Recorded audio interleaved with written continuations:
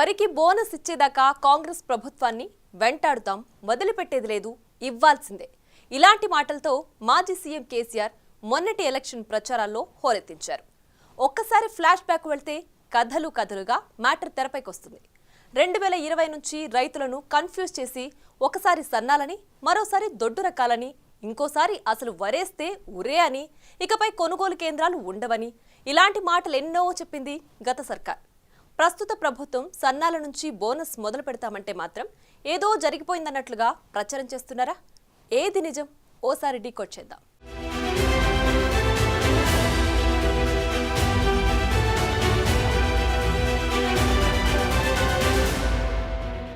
నేను డిమాండ్ చేస్తా ఉన్నా, జొన్న పంటకు బోనస్ ఇచ్చి పూర్తి పంట కొనాలి ప్రభుత్వం.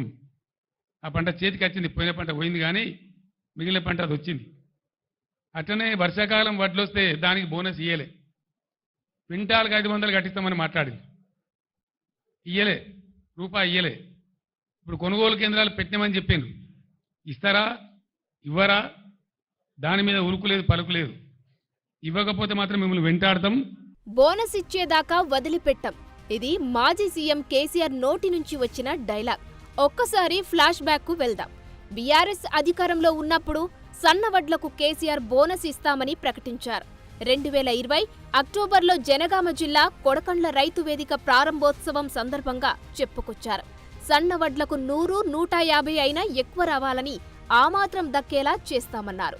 సీన్ కట్ చేస్తే కేసీఆర్ ₹1 బోనస్ కూడా రైతులకు ఇవ్వలేదు.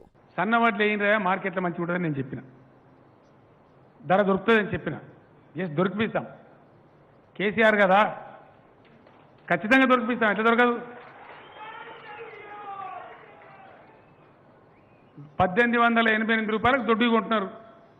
సన్నవాటికి 100, 150 ఎక్కువ రావాలి కదా.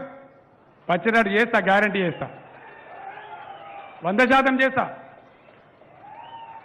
దానికి అనుమానం అవసరం లేదు. ఒక దశలో తెలంగాణలో రా రైస్, బాయిల్డ్ రైస్ చుట్టూ తీవ్ర వాగ్వాదాలు నడిచాయి. నిజానికి బాయిల్డ్ రైస్ ను కేంద్రం తీసుకోవడం చాలా వరకు తగ్గించేసింది. డిమాండ్ తగ్గడంతో కొనుగోలుకు ముందుకు రావడం లేదు. దీని చుట్టూ ఒప్పుకున్నారని, సంతకాలు పెట్టారని, ఎఫ్సీఐ మెలికలు పెట్టిందని, ఇలా నాడు బీఆర్ఎస్, బీజేపీ మధ్య మాటల తూటాలు చాలా పేలాయి. కేంద్రం అస్సలు సహకరించడం లేదని నాడు కేసీఆర్ ఫైర్ అయ్యారు. అంతా కేసీఆర్ చేసిన తప్పే అని బీజేపీ కౌంటర్ ఇచ్చింది. సీన్ కట్ చేస్తే నాటి ప్రభుత్వం సన్న రకాలు సాగు చేయాలని రైతులకు పిలుపునిచ్చింది. 2021 వానాకాలంలో దొడ్డు రకాల సాగు పూర్తిగా తగ్గించి స్వల్పకాలిక వరి వంగడాలు సాగు చేయాలని సూచించింది. నియంత్రిత సాగు అన్నారు. ఆ ఏడాది సన్నల దిగుబడి ఆశాజనకంగా వచ్చింది. ఒక్కసారిగా సన్న రకాలు దిగుబడి ఎక్కువగా రావడంతో పాటు సాగు విస్తీర్ణం విపరీతంగా పెరిగి ధాన్యం అమ్మకాలకు కష్టాలు వచ్చాయి. ఆరంభంలో మిల్లర్లు కొనడానికి ఆసక్తి చూపినా రోజుకు 100ల కొద్ది లారీలు, ట్రాక్టర్ల ధాన్యం వస్తుండడంతో చేతులెత్తేశారు. గత్యంతరం లేక టోకెన్ విధానం ప్రవేశపెట్టారు. ఓవైపు వర్షాలకు వరి పడిపోవడం, పంట కోతకు వచ్చిన టోకెన్ దొరక్కపోవడంతో రైతులు తీవ్ర నష్టాలు చవిచూశారు. ఒకరోజు ట్రాక్టర్ లోడు తీసుకెళ్తే 3 రోజుల పాటు అక్కడే ఉండాల్సిన పరిస్థితి ఏర్పడింది.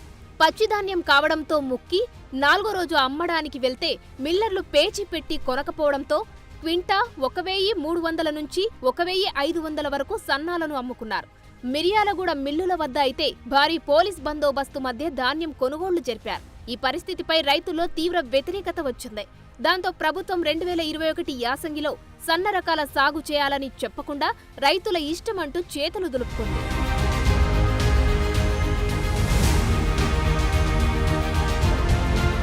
గతంలో దొడ్డు, సన్నాల చుట్టూ కథ చాలానే నడిచింది. చివరికి దొడ్డు వడ్లు వేసుకోవద్దని, అసలు వరే వేయొద్దని, వరి వేస్తే ఉరి అంటూ 2022లో నాటి బీఆర్ఎస్ సర్కార్ కామెంట్లు చేసింది.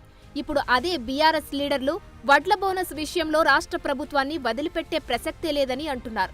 ఇదేంటన్న ప్రశ్నలు రైతుల నుంచి వినిపిస్తున్నాయి. తాజాగా ప్రభుత్వం బోనస్ ఇస్తామనడంతో మళ్లీ సన్న రకాల సాగు పెరుగుతుందంటున్నారు.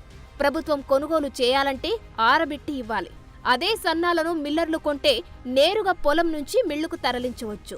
ఒకప్పుడు బీఆర్ఎస్ ప్రభుత్వం ప్రకటించిన బోనస్కు అదనంగా తాము 500కు పెంచి ఇస్తామంటే ఎందుకు ఉలిక్కి పడుతున్నారో అర్థం కావడం లేదని కాంగ్రెస్ నేతలు అంటున్న పరిస్థితి. రైతులను దగా చేస్తున్నారని, బోనస్ బోగస్ అయ్యిందన్న వాదనను బీఆర్ఎస్ నేతలు వినిపిస్తున్నారు. రాష్ట్రంలో 90%కు పైగా దొడ్డు వడ్లు పండిస్తారని తెలిసి బోనస్ భారాన్ని తప్పించుకునేందుకు కాంగ్రెస్ పార్టీ ఈరోజు కేవలం సన్న వడ్లకు మాత్రమే బోనస్ చెల్లిస్తామని చెప్తా ఉన్నారు. ఆ రోజు ఎన్నికల ముందు వడ్లకు 500 బోనస్ అని చెప్పి ఆ రోజు సన్నాలనేటువంటి కొరి పెట్టలే, మేనిఫెస్టోలో రాయలే. వరి ధాన్యానికి 500 రూపాయలు ఎంఎస్పీకి అదనంగా బోనస్ ఇస్తామన్నారు. కానీ ఈరోజు మన రాష్ట్రంలో చూస్తే 1,20,00,000 మెట్రిక్ టన్నుల వడ్లు పండుతాయి ప్రతి సంవత్సరం. 1,20,00,000 మెట్రిక్ టన్నుల వడ్లకు 500 చొప్పున బోనస్ ఇవ్వాలంటే దాదాపు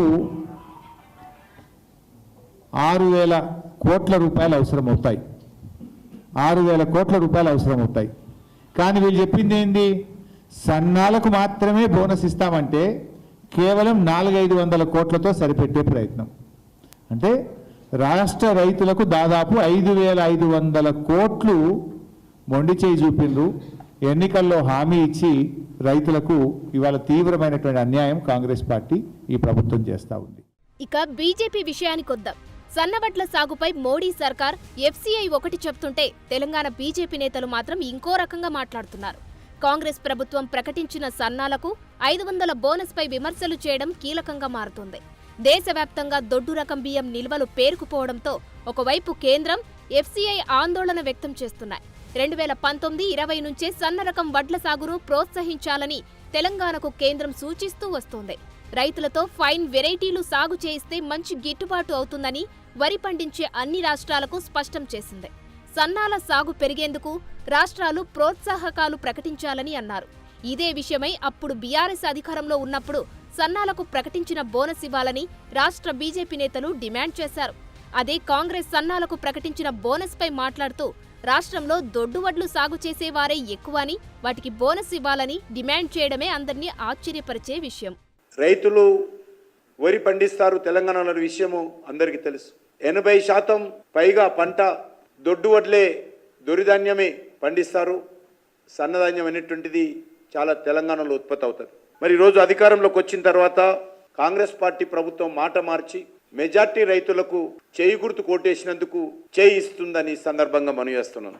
ఇక ఇక్కడితో ఆగకుండా మరికొందరు బీజేపీ నేతలు మాత్రం ధాన్యం కొనుగోళ్లు, మిల్లర్ల విషయంలో పెద్ద స్కామ్లు జరిగాయని బయట పెడతామంటూ ఆరోపణలు చేస్తున్నారు. వీటికి పౌర సరఫరాల శాఖ కమిషనర్ క్లారిఫికేషన్ ఇచ్చారు.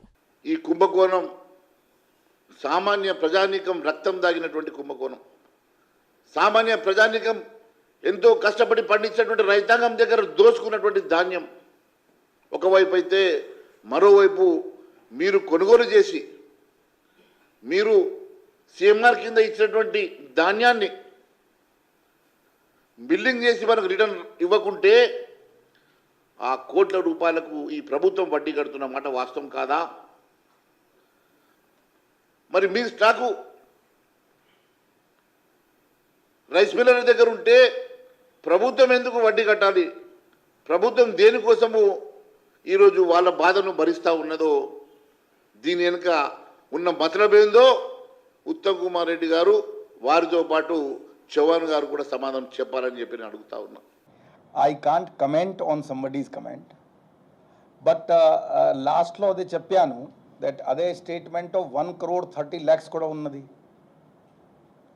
సో అంటే ఒక వ్యక్తి మీద ప్రత్యేకంగా ఈ సమయంలో నేను కమెంట్ చేయము. It is totally falls. Commission this totally falls. ఇప్పుడు జరుగుతున్నటువంటి ప్రొక్యూర్మెంట్ దానికన్నా క్లీన్ ప్రొక్యూర్మెంట్ ఇప్పుడు జరగలేదు.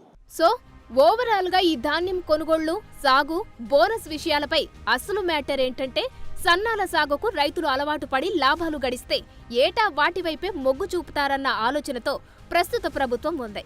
తక్కువ ధరకే సన్న బియ్యం అందివ్వాలంటే బోనస్ ముందుగా సన్న వడ్లకు అమలు చేయాలని డిసైడ్ అయ్యారు. అది మ్యాటర్.